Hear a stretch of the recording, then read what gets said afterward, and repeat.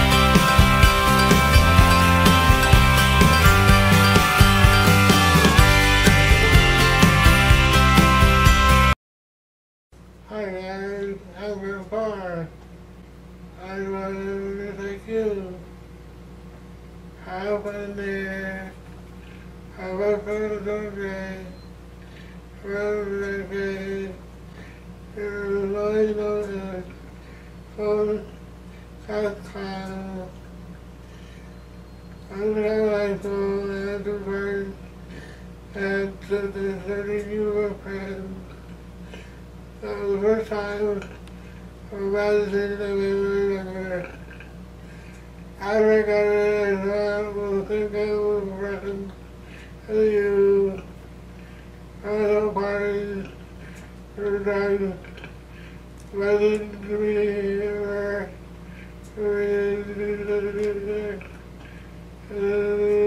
Myself. I used cocaine twice and then to I made friends.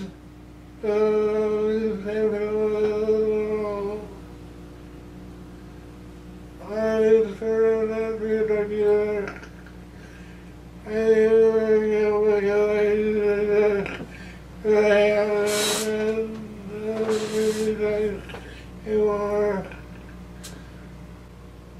I just hang out with the guys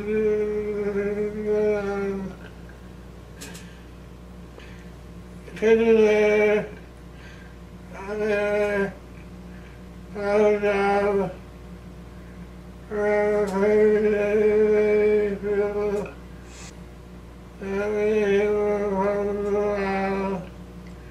guess what?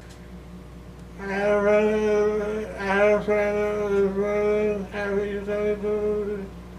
so he had 2 kids and they had another job.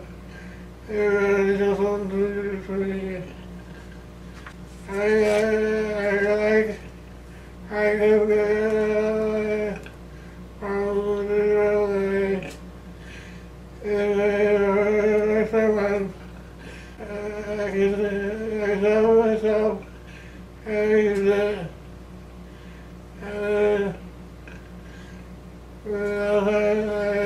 go out and more. The day of my family, I live I didn't think anywhere anymore. It didn't matter what action. This time in life, I will never.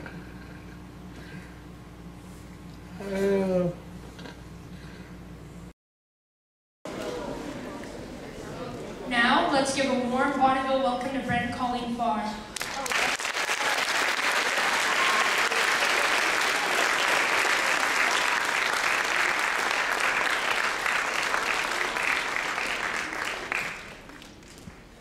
Thank you. We are so happy to be here. This is Brent's mission in life, is to share his story with everybody so that they can learn from his experiences. I have a soft spot in my heart for Ribbon Week because I was in charge of it for a few years where our children went to elementary school, so I love Ribbon Week. As I said, we both went to Bonneville Junior High. We were both Vikings.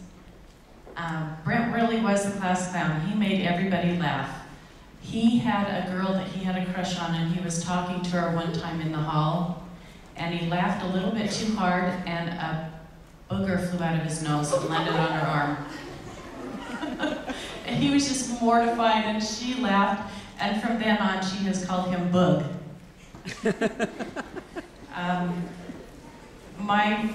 One of my good friends knew Brent because they went to the same orthodontist.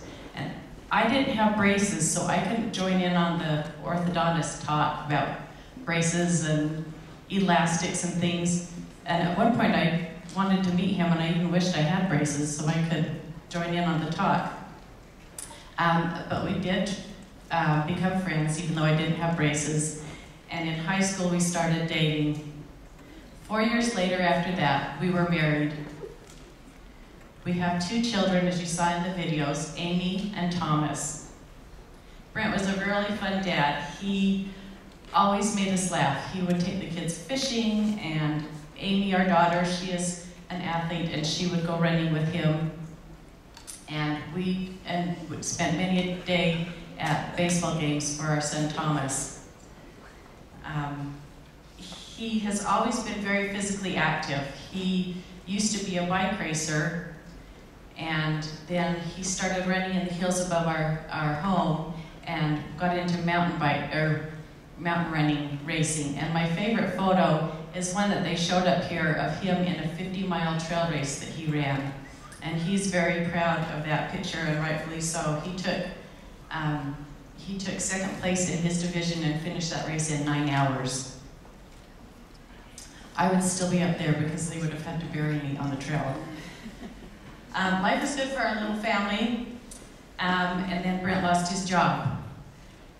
He was devastated and had a very hard time dealing with it. He was in bed, couldn't cope with it, and his decision to use cocaine again to escape his problems had consequences for him and everybody that loves him. Have you ever heard anybody say, as they were making maybe a reckless choice or decision, that it's my life, it's not hurting anybody else, I can do what I want? It is true that you can do what you want, but it doesn't mean that what you do doesn't have consequences for you and for everybody around you. Just ask our kids. Amy was 17 at the time this happened, and Thomas was 13. So I think a few of you can relate to that 13. It was very hard for them. They, first of all, saw me doing CPR on their dad, and that was very traumatic for them to go through. There were many hospital stays. He had to learn how to walk and talk again and eat, and they were without their mom a lot because I had to be there helping with Brent.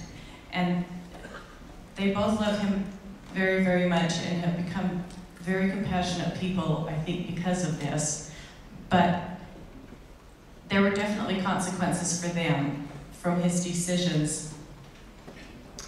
Ask our parents and our brothers and sisters and our good friends how it's changed their lives. Ask me how it's changed my life. My life changed overnight. I pretty much need to do everything for Brent, but he's very grateful for what I do and thanks me all the time. Sometimes he thanks me too much, but that's okay. Ask Brent if this has changed his life. He has to live with this all the time, and he also has had to watch what it has done to his family, and I think that's been the hardest thing for him. The hard lesson that he learned is using drugs is a big gamble. You could become addicted, you could die, you could live and be left with life-changing consequences. Any of these things can happen to you the first time you use drugs, or the 20th time, or never. That's the gamble if you don't know, and it's not worth it. Just ask the family of those 2 boys that live in Park City that passed away this last year. There's no safe amount because your body reacts to drugs differently every single time, and that is all drugs, not just cocaine. Brent, when he lost his job, and I did not know this, but he used cocaine for 9 months. And on the night of September 21st, 2003, he didn't do anything different than he had been doing for 9 months. Our hope is that sharing this story with you will give you all the reason you need to say no to drugs. And we are so grateful to be here, and please share his story with anybody that you feel free to. Thanks.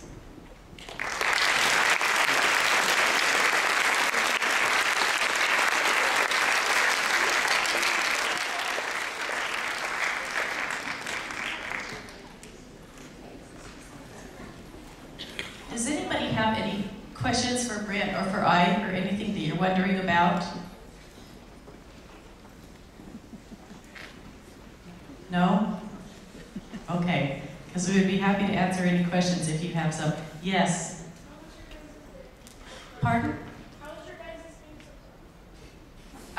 It's been a little hectic because if you'll notice, he's wearing headphones. When we go out places, he gets very overwhelmed and very overstimulated. His brain doesn't shut down. And so he listens to music, and I went to put his headphones on this morning and they broke. So he was a little bit freaked out about that, and I was a little freaked out about that, but our son Thomas luckily had a pair that he could use. I see that. What do you do? Like, do you have a job? I work for a family business for Sugar House Awning, and I get to do my work at home on the computer, so I'm very blessed. I don't have to leave Brent. I can take care of him and work. You guys ever have any dreams to start your own business? You mean sharing this story? To start like your own business, to run your own business? Oh, I don't have a real business head. You ever have dreams to do that? I really haven't. I don't know if Brent has, but I haven't. I'm not a starter like that. I just want to do my job. Any other questions? Yes. Can you tell us what a typical day is like, or typical week, like shower day, or what you do in the mornings and evenings? He asked what a typical day or week is like for us. Brent is very schedule-oriented. If you notice, he'll be looking at his watch all the time. He takes a sip of water every 15 minutes on the minute. Not at 11:14, but 11:15, not 11:16. He laughs because sometimes it drives me crazy. We have to wait for him to take that sip of water. He takes his pills at certain times. He starts movies at certain times. That's the only thing he has control of now in his life. So we go to Einstein Bagels every morning, and we are there by 9. He needs to be eating by 9. We go up to Bagels, and if it's a shower day, we leave a little bit earlier. We have a home health company that comes in and showers him twice a week. And then he will go out in the driveway and sit out there for a while, and he loves to chat with our neighbors. If anybody is out there, boy, he's over there so fast in his chair to visit with them.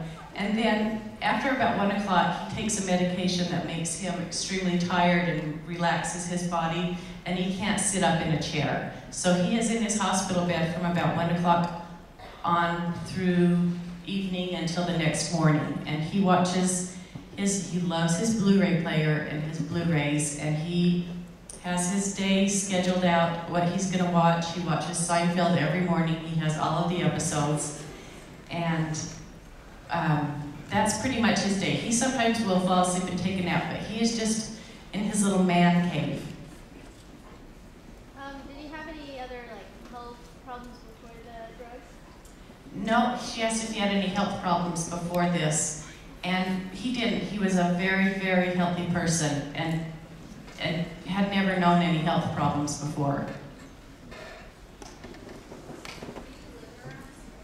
We do live around here. We live just kind of by Cottonwood High School, and we live about, I don't think even a half a mile from where he grew up, and about maybe 1.5 miles from where I grew up.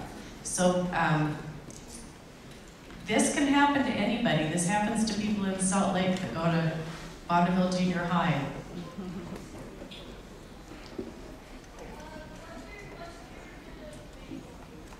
My favorite kind of bagel this time of year is pumpkin, and toasted with pumpkin cream cheese.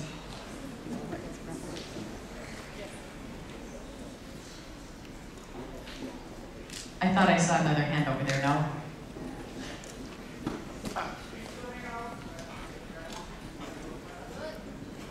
Say it one more time. Good question, no. I don't. I didn't know that he was a drug dealer. And let me just tell you this. People that sell drugs are bad people.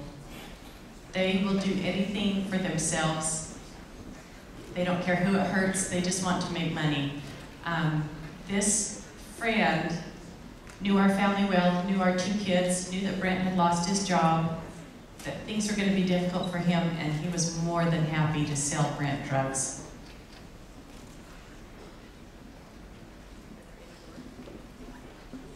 Oh, over here.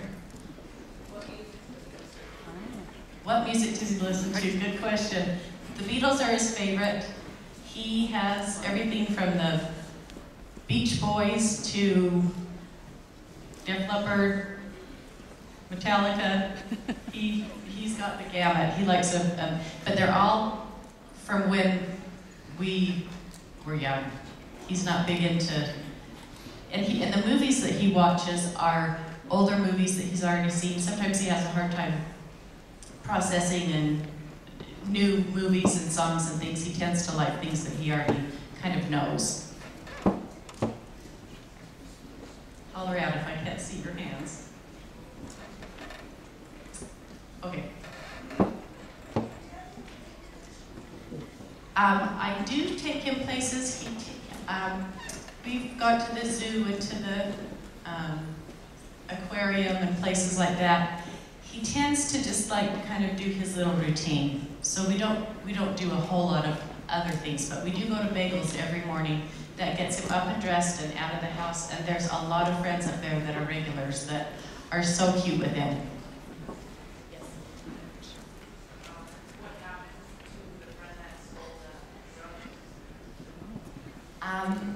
I don't really know, and that's not somewhere that I am going to go with this, but we don't do anything with him. He asked what happened to the friend that sold him drugs, and I don't know.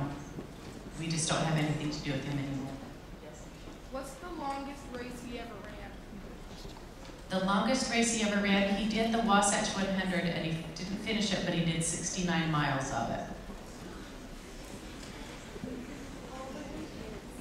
Our kids now, Amy is 31 and she lives in Moab, and our son is 27 and he is in the back of the room here.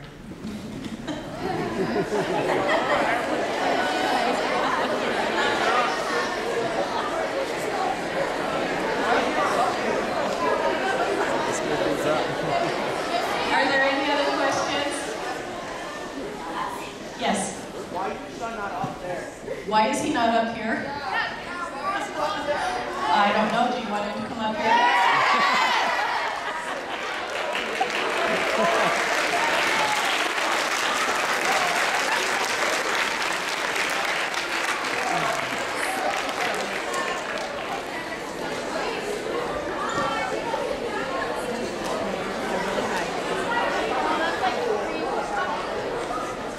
This is Thomas.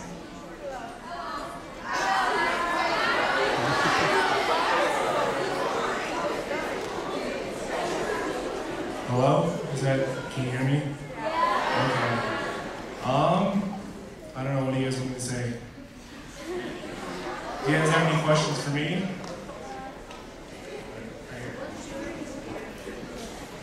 That's actually a good question. My experience with it all was, I just remember waking up in my bed that Sunday morning, and it was probably the scariest, moment of my life. I could hear my mom saying over and over, Brent, wake up, and I heard that over and over, and I remember exactly what time it was. It was 8:30. Just laying in my bed and just kept saying over and over, Brent, and it got louder and more frantic and more panicked. So I walked over and, saw my mom in the room, and, she said, oh my gosh, his lips are blue, and she's on the phone with 911, and flipped him off the bed, and she yelled at me to go get my sister, so I went and grabbed my sister, who was sleeping downstairs. But that whole experience of that right there was, really intense. That was my experience with it initially, and then dealing with it over time. I've dealt with it pretty good since then. So.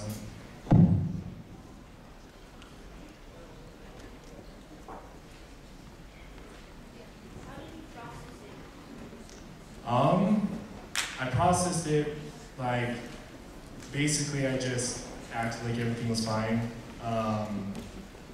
You know, no one would have known unless they knew my family or knew what happened. So I just kind of, I don't know if that ended up being a good thing or a bad thing, but I just kind of acted like nothing was really wrong, pretty much. That's how I processed it. Did any of your friends know? Would they say anything about it?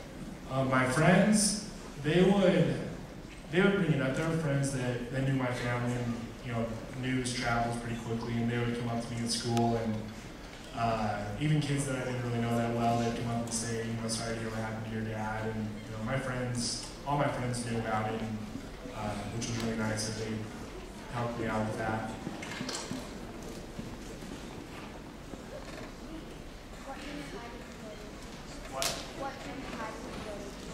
I went to Hillside, so I'm sorry.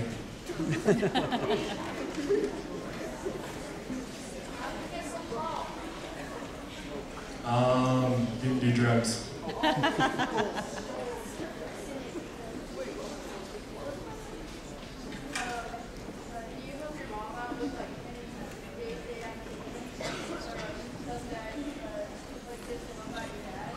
Yeah, like if I'm you know, at home, mostly just moving him into the car from one chair to another, but she still is better at it than I am because she knows, I don't know, she just knows how to do it really well, and I don't.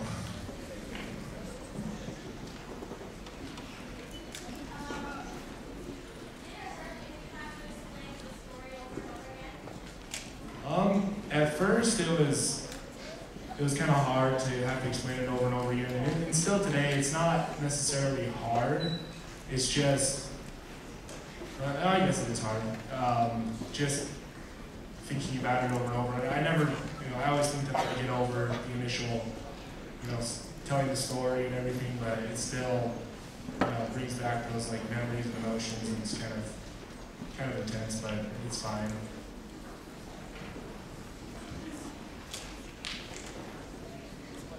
Did you go to Highland? I did. I went to Highland my freshman, sophomore year, and then we moved over here, so I went to Conklin, so I guess I have that going for me.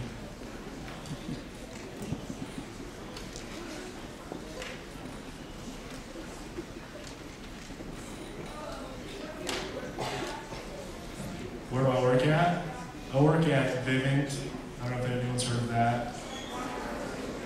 Utah Jazz.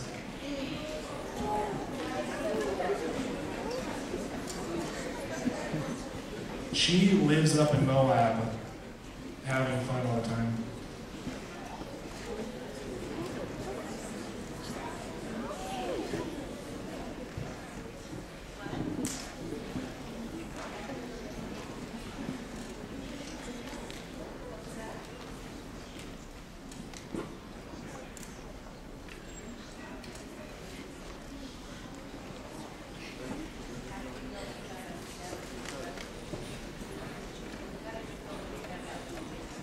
When I first found out that my dad was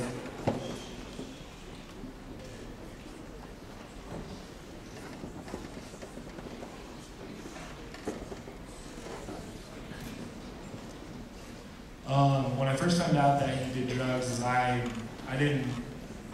I believed it was something that I didn't expect at all. I don't think anyone that knew my dad expected that outcome of things. So it was actually a really, really big surprise, because you think of people that do drugs, like cocaine, you kind of picture run down people that don't have a lot going for them in their lives. But you know, as I've gotten older and as I've had this experience with my dad, I kind of realized that that's not how it is at all. It could be anyone doing these things.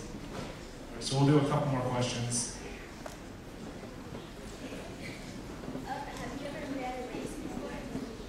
Have I ever? No, I have not. I'm actually the only one in my family that has not ran some kind of a race. I'd rather run around baseball diamonds. I can stop at first and take a break, and go to second and take a break. So that's more my style. One more.